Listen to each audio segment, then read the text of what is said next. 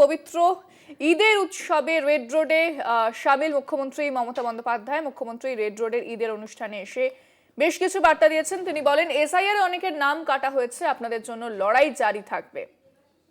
এ বিষয়ে বিস্তারিত জানবো। ফোনে রয়েছেন এই মুহূর্তে আমাদের প্রতিনিধি দেবাশিস সেনগুপ্ত। দেবাশিস, মুখ্যমন্ত্রী মমতা বন্দ্যোপাধ্যায় রেড রোডে ঈদের অনুষ্ঠানে সামিল হয়েছিলেন, কি কি বার্তা দিয়েছেন তিনি সেখানে?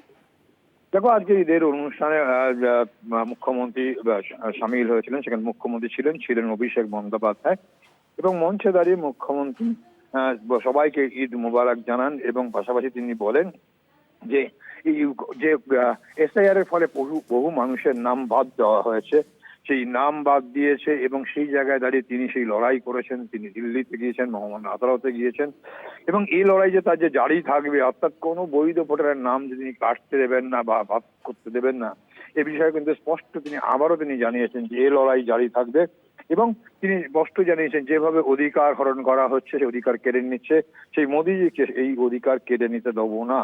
এবং সেক্ষেত্রে সমালোচনা করেন বলে যে তাদের দুবাইতে একরকম তাদের মনোভাব, ভারতে এসে তারা আবার লোকের নাম কাটছে, এমনটাই কিন্তু গুড়িয়ে কেন্দ্রীয় সরকারকে রীতিমতো কিন্তু তোপ দাগলেন এবং প্রকারান্তে প্রেসিডেন্ট রুল চলছে, এখানে রাষ্ট্রপতি আইন চালানো হচ্ছে এবং বিজেপি চোর এবং ডাকাতের পার্টি, এমনটা কিন্তু স্পষ্ট ভাবে তিনি জানিয়েছেন।